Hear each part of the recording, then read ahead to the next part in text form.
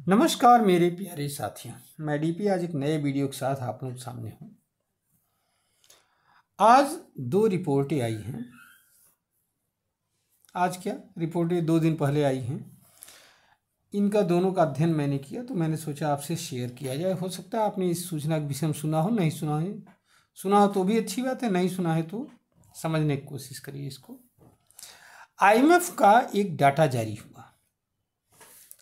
International monetary fund एक organisation है। Second world war के बाद इसकी स्थापना की गई, इसकी और वर्ल्ड बैंक दोनों की, IMF और वर्ल्ड बैंक दोनों की, और इसका उद्देश्य था रिकॉन्स्ट्रक्शन करना पूरे विश्व में। तो IMF का एक डाटा आया जिसमें भारत की GDP 2015 में $2.1 ट्रिलियन के आसपास थी, तो 2025 में ये बढ़ करके $4.3 ट्रिलियन हो गई है। इसका मतलब ये हुआ कि 9 सालों में जस्ट डबल से भी ज़्यादा, अर्थात 105% की ग्रोथ इसमें हुई है GDP में। ये नई सरकार का करिश्मा है। तब जबकि इसमें क्या रहा, बीच में कोरोना का पीरियड भी रहा, ध्यान रखिएगा। अब इसकी वजह से दुनिया की 5वीं सबसे बड़ी अर्थव्यवस्था भारत की है। फर्स्ट नंबर पर USA की है, सेकंड नंबर पर चाइना है, थर्ड नंबर पर जर्मनी है 4.1 ट्रिलियन डॉलर के साथ, और फोर्थ नंबर पर जापान है 4.4 ट्रिलियन डॉलर। अब अगर ग्रोथ रेट ऐसे ही अगर रही तो 2025 के अंत तक भारत दुनिया का चौथा, जापान को हटा देगा, रिप्लेस कर देगा, और चौथा fourth largest economy of the world बन जाएगी। और यही नहीं, इसमें यह भी कहा गया है कि 2027 तक जर्मनी को भी पीछे कर देगा भारत, और इंडिया वर्ल्ड की थर्ड लार्जेस्ट इकोनॉमी बन जाएगा।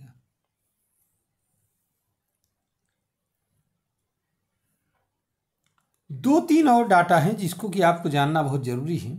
पहला तो यह है कि कर्ज की अगर हम बात कर लें, बहुत लोग बात करते हैं, आपको मालूम होना चाहिए USA के ऊपर कितनी कर्ज है। जो दुनिया की सबसे बड़ी इकोनॉमी है उसके ऊपर सबसे ज़्यादा कर्जा भी है, $32.22 ट्रिलियन। चाइना के ऊपर कितना कर्जा है, $2.52 ट्रिलियन। भारत का कर्ज कितना है, $712 बिलियन, 2024 का आंकड़ा है। अब IMF ने जो है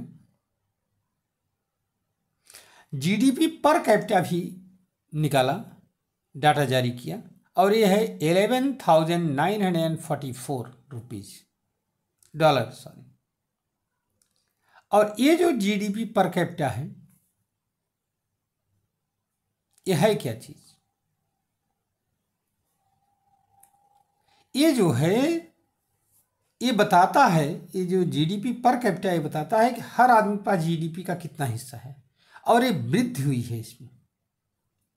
और ये ग्रोथ इस बात को बता रहा है कि भारत में लोगों की आय में भी सुधार हुआ है। ये तो पहला रिपोर्ट है, पहली रिपोर्ट की बात मैंने कर लिया, IMF की रिपोर्ट GDP पर। दूसरी रिपोर्ट है USCIRF। ये क्या है? US commission on international religious freedom की रिपोर्ट। ये हर साल अपनी रिपोर्ट जारी करता है। ये जो USCIRF 1998 में संस्था बनाई गई थी USA में, स्वतंत्र संस्था है, आयोग है। इसमें जो है 1998 में इसमें जो है इंटरनेशनल रिलीजियस फ्रीडम एक्ट के जरिए बनाया गया था।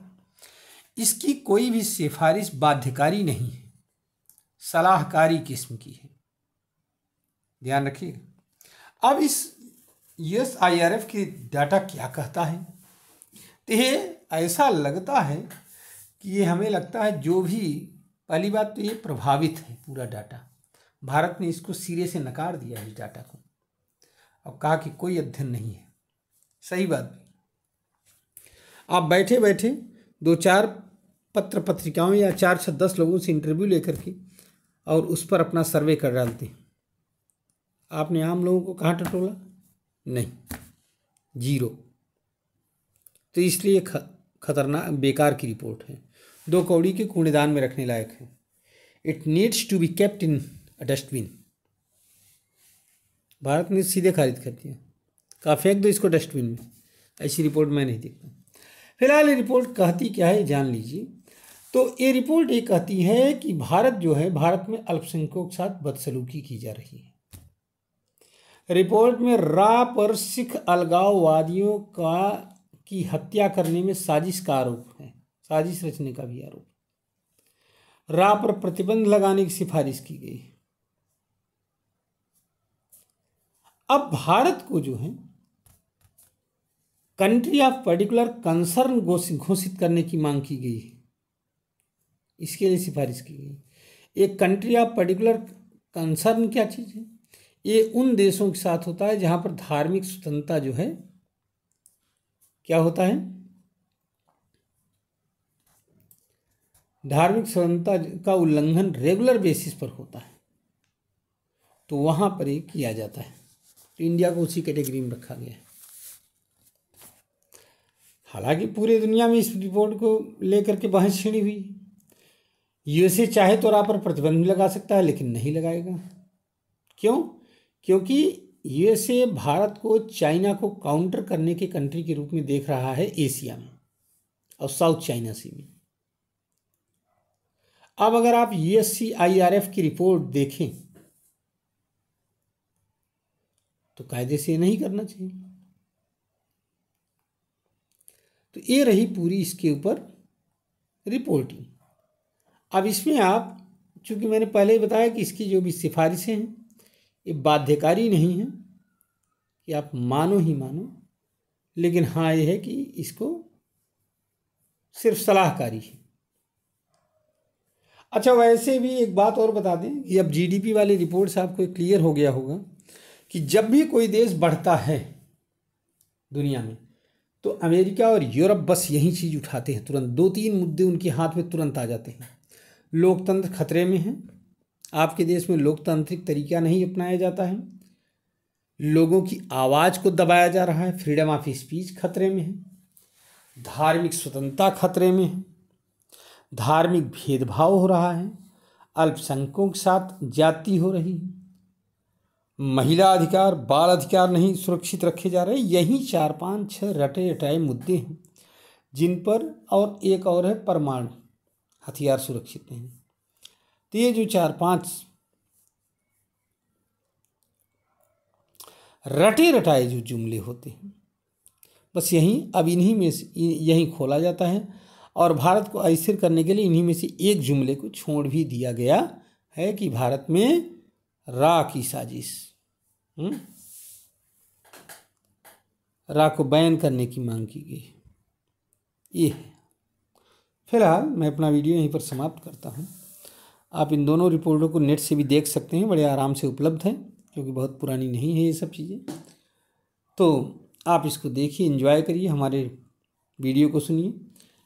अगर आपको पसंद आए तो हमारे चैनल को सब्सक्राइब कर लीजिए और वीडियो को लाइक कर दीजिए। धन्यवाद, नमस्कार, जय हिंद, जय भारत, वंदे मातरम।